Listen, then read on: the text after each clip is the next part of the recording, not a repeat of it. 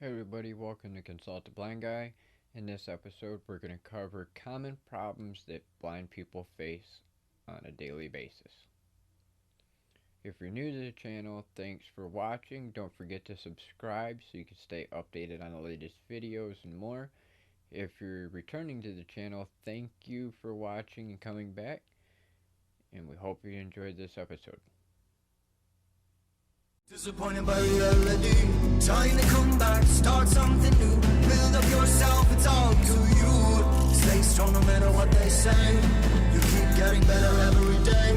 Hold your head up, never gonna stop, fierce and proud, stand up and shout. Stand my ground. Alright, today we're covering common problems blind people face. Number one, navigation. Though it's not common for you all to probably realize this, but navigation is the number one issue for blind people. Simply because if you were to actually attempt this yourself, if you take away the ability of sight and attempt to walk a long straight line, you will find out that you walk in a circle. A 100% 360 degrees because you have no sight. And in which case, that's where we have the wonderful OEM training, which is mobility and environment training.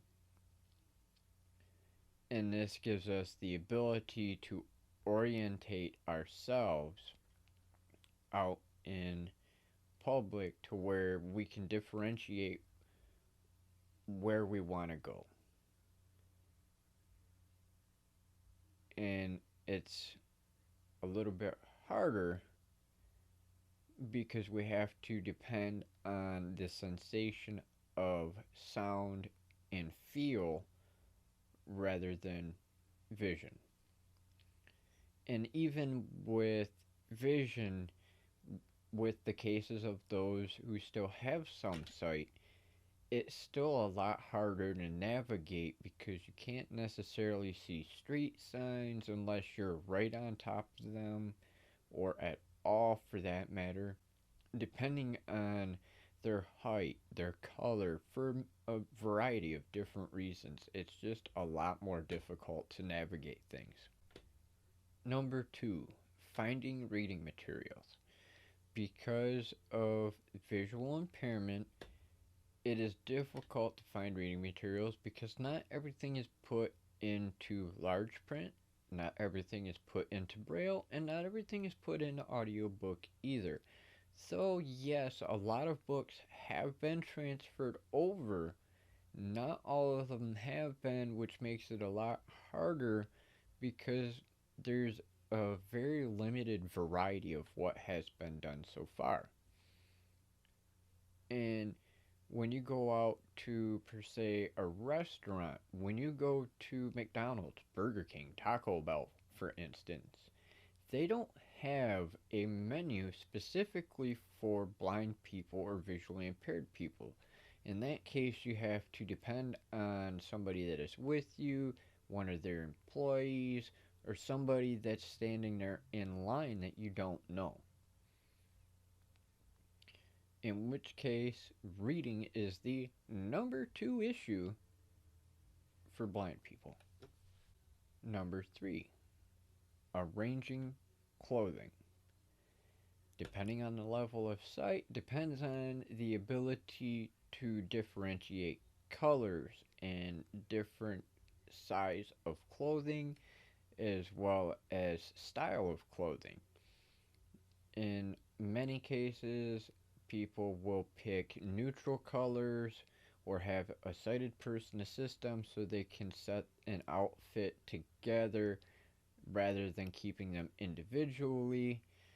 This is to make it a little bit easier. Some people will also stitch braille into a bottom layer of the shirt or into a pocket of the pants, something to make it easy for them to differentiate that it's a specific color or a type of material or an outfit. Number 4, discrimination and racism.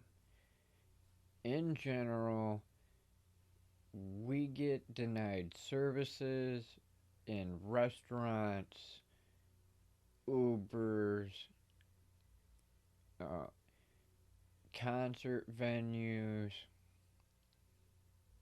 There's just an abundance of places where blind people can be discriminated against just because of a visual impairment.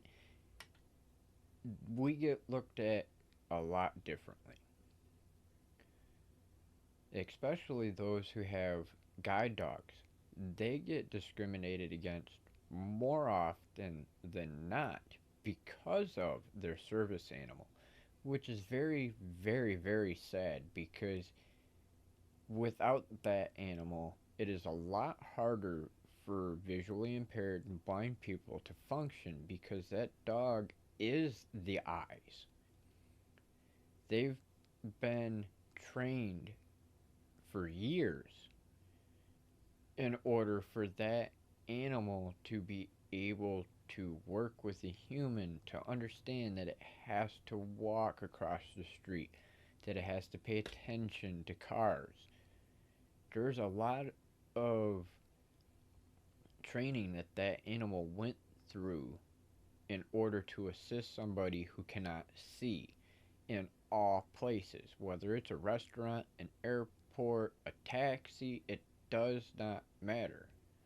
According to federal law and the Americans with Disability Act, any business that does not have handicap accessible facilities or capabilities for even the blind are technically violating a law and can be sued.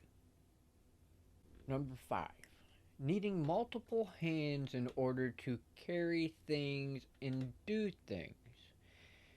As you can imagine, if you're a visually impaired person who is using a guide dog, not me, but for example, using a guide dog and carrying a cane at the same time puts both hands in use. You kind of need a third hand if you're going to use your cell phone, in which case you're going to need an earpiece to be able to talk to it because you have to be hands-free because you're holding onto a dog and a cane. Otherwise, you're going to have to stop off to the side to be able to hold your dog and then set your cane off to the side because of the little wrist strap and grab your phone and do whatever you want to do and then have to put it back because you only got 2 hands. So, yeah, we need more hands as blind people because we can only carry so much and do so much with 2, you know.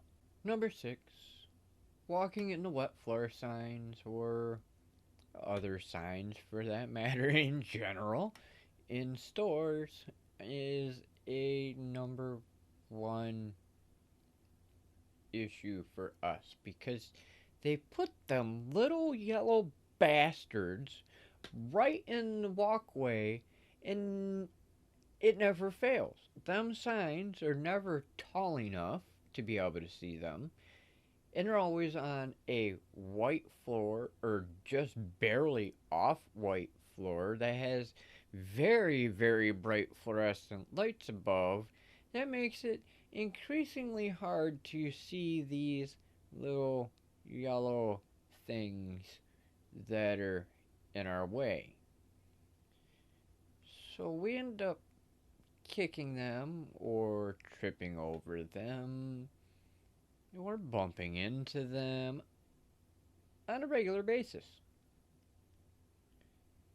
In some cases, they have designed a few that are actual glass and breakable. And in my opinion, is the dumbest idea ever. If you want to make a wet floor sign, do not make it out of glass. Do not make it out of hard plastic that is breakable. Make them taller. Make them orange or something, not neon yellow. Give them contrast, for crying out loud. I cannot stand walking into them damn wet floor signs. Number 7.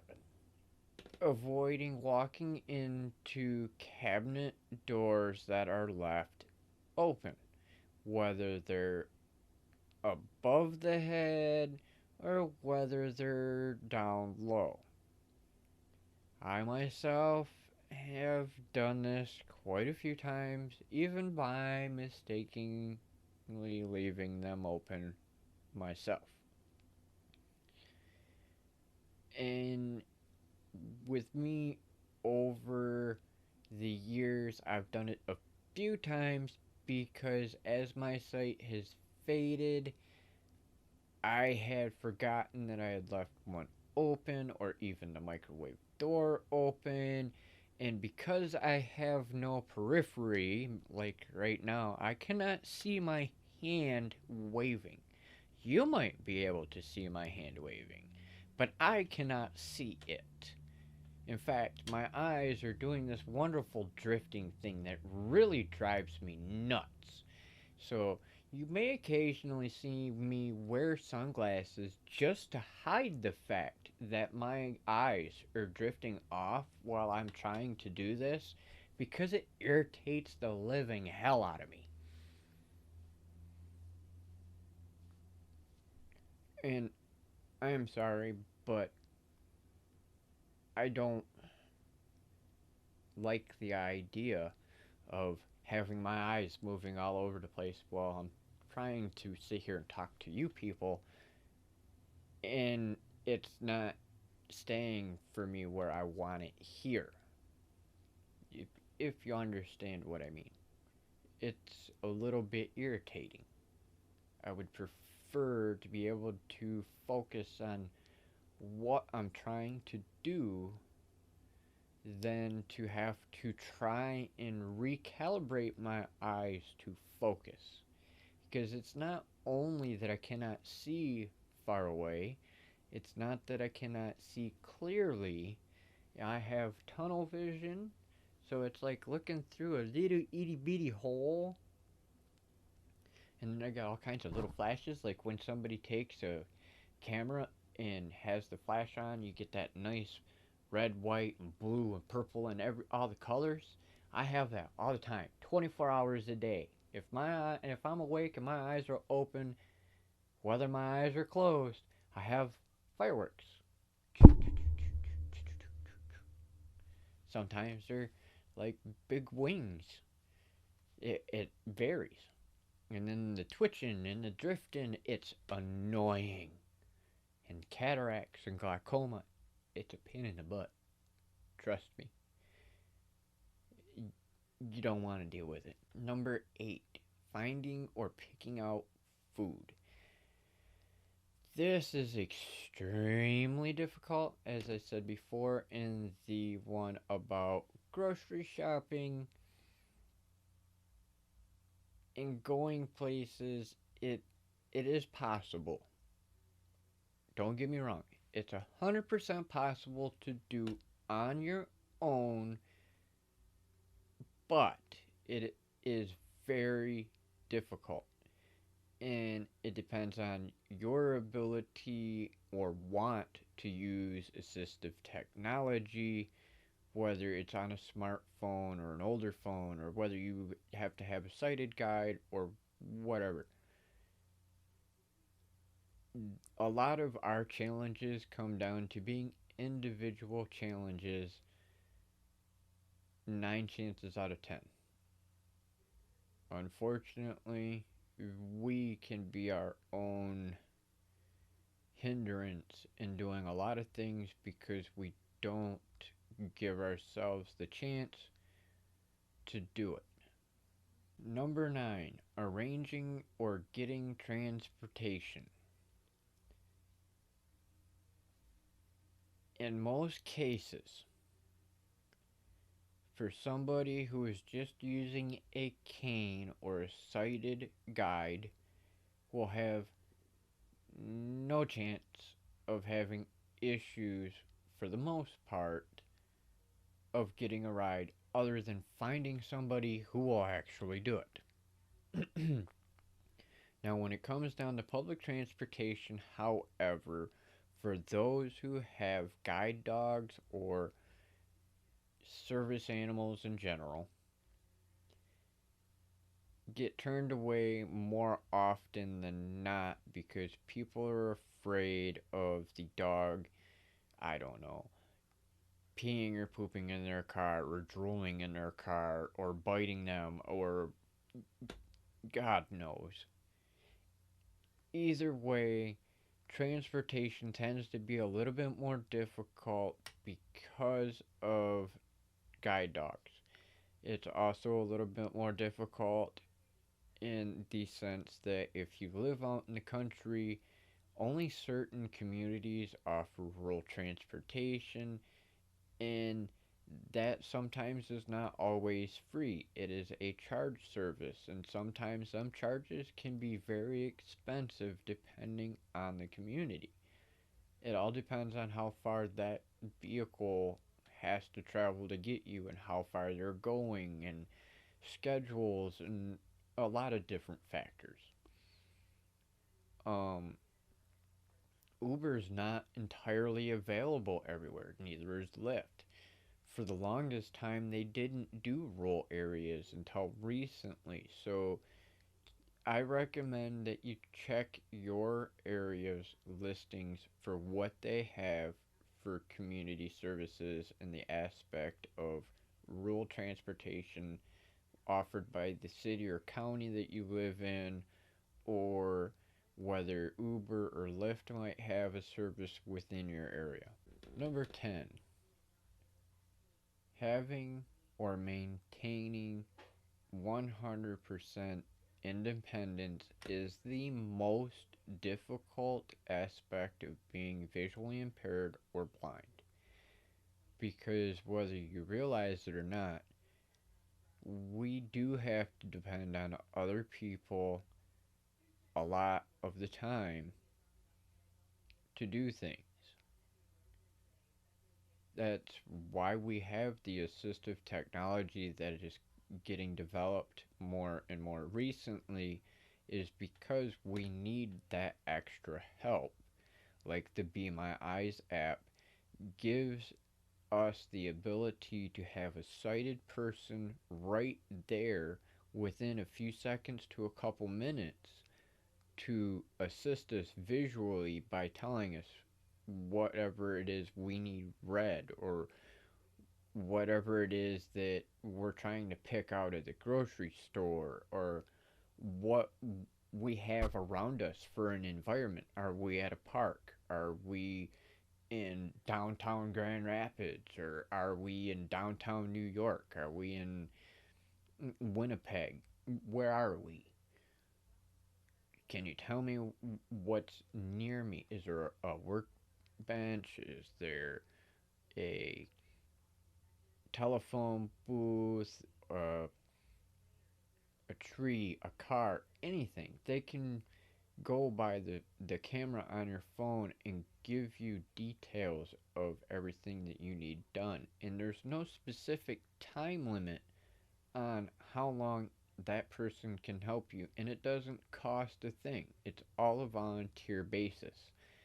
So when you need help, you hit the button, it goes to a volunteer. If that person's busy, they sit there and hit no, it'll go off to the next volunteer in your area until they get somebody who's got the time to hurry up and assist you, as long as you need assistance or as long as they're able to assist you. And in which case, if they can't assist you, it will disconnect and it will bring you to another person, and you can still get the assistance you need for as long as you need at no cost. But it is hard as a visually impaired or blind person to maintain 100% independence. Hope you liked this video. If you did, please give a like. Don't forget to subscribe and hit the bell icon to stay updated on all the latest videos and more from this channel. Don't forget to check out the description down below for links to other channels managed by me and pages on Facebook that you may be interested, as well as merchandise on Teespring. Thanks for watching. See you next time.